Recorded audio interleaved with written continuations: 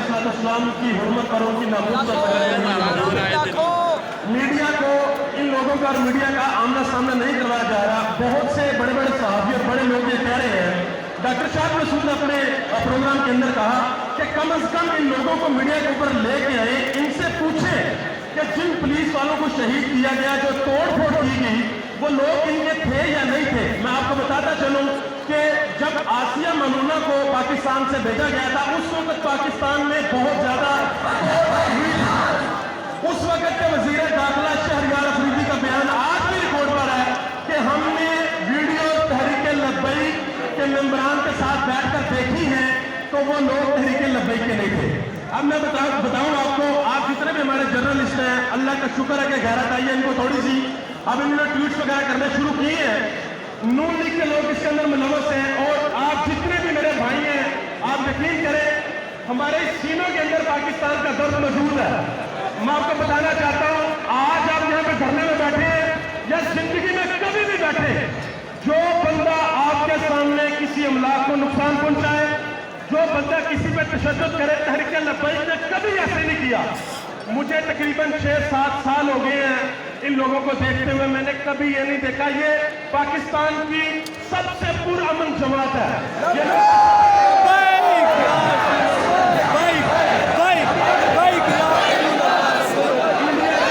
India से कल से आज तक तकरीबन 3 लाख ट्वीट इस चीज पे पाकिस्तान के अंदर इंजेक्ट किए गए हैं कि पाकिस्तान के अंदर सिविल वार छिड़ गई है। आप लोग इसका मुकाबला कर रहे हैं, हम बैठे हैं, हम भी इसका मुकाबला कर रहे हैं।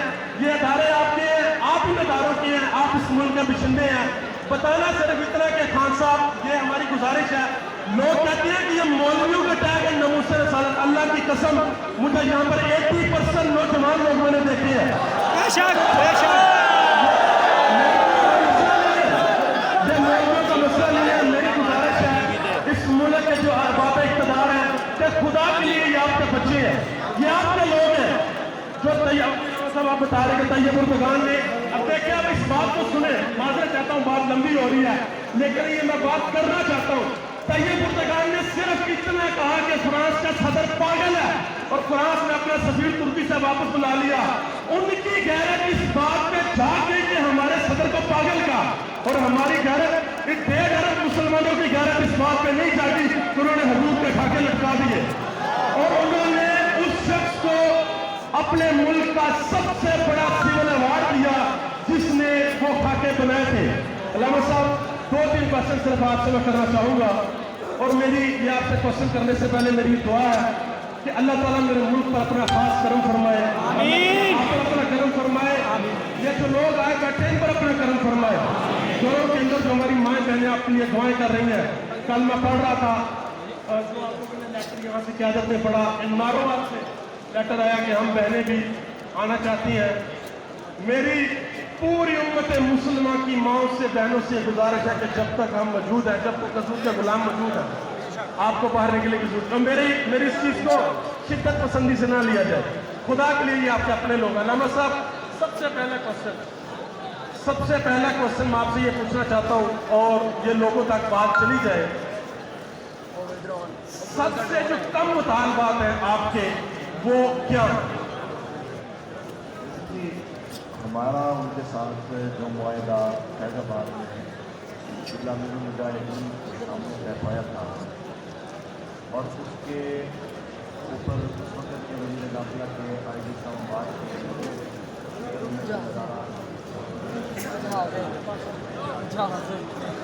मैं सिर्फ इतना कहना चाहता हूँ कि वही मुआहदा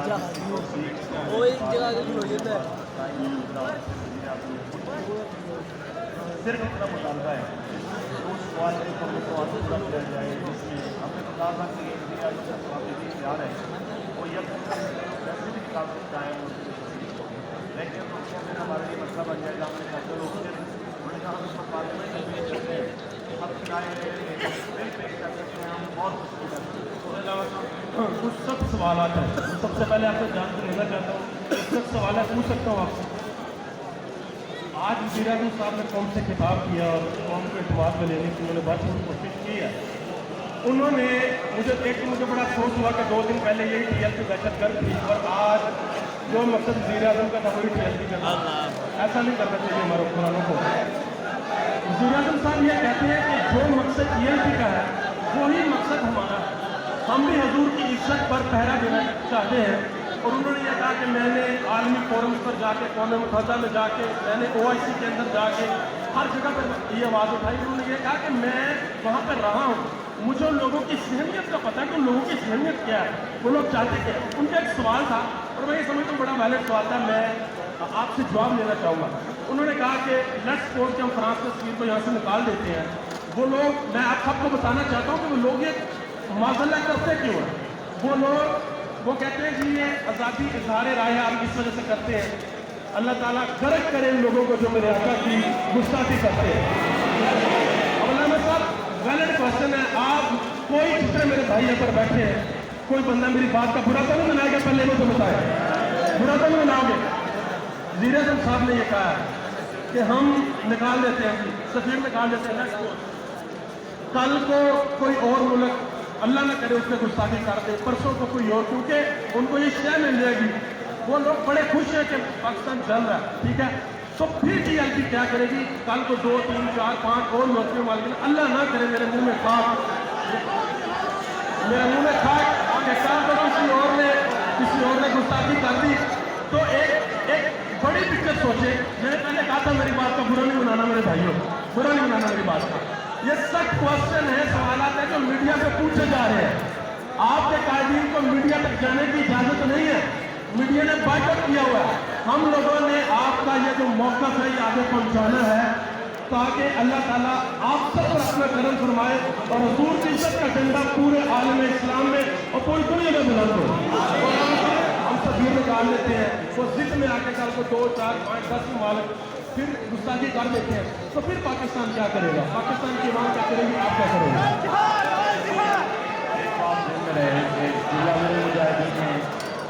वाज़ेह तौर पर इस कौम को एक मसला समझाया है कि नामूस रिसालत का मामला कायनात के हर मसले से जुदा करना है। इसके मुकाबले में सारा जहान भी एक मिनट में गर्क हो जाए तो उसकी कोई ऐसी अपनी बात आपने ये फरमाते हैं TLP का और हमारा मकसद एक है।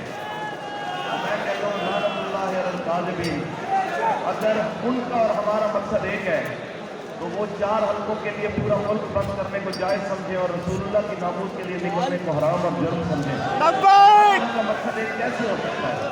वो कहते हैं इस्लामोफोबिया है मगरब को इस्लामोफोबिया तो है या नहीं है, इनको इस्लामोफोबिया जितना है, इससे ज़्यादा इस्लामोफोबिया मैंने नहीं देखा। आपने अपनी आंखों के सामने क्या कभी से करना नहीं देखा, क्या आपने सामने वो वीडियोज नहीं है जब आईडी इस्लामाबाद बड़े मुख्य लहराता हुआ आया था कि मैं खाली करा लेता हूँ और बेचारे बार जुम्मा बना दिया PTI के वर्करों ने, और खान साहब ने कहा और पुलिस वाले अगर मेरे किसी एक वर्कर को भी किसी ने कुछ कहा मैं अपने हाथों से फांसी दूंगा।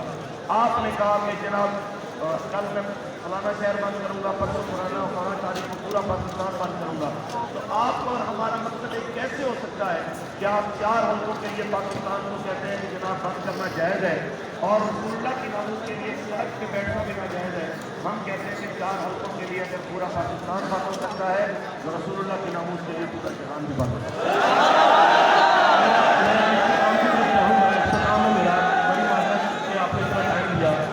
आज वज़ीर आज़म ने अपने इंटरव्यू के, मेरी बात सुने, आज वज़ीर आज़म ने अपने इंटरव्यू के अंदर एक चीज़ का जिक्र किया कि जो यूरोपीय यूनियन की डिस इंफॉर्मेशन लैब है उसने कुछ अर्सा पहले इंडिया के अंदर जो फेक न्यूज़ फैलाई जाती है उसका बांधा फोड़ा था।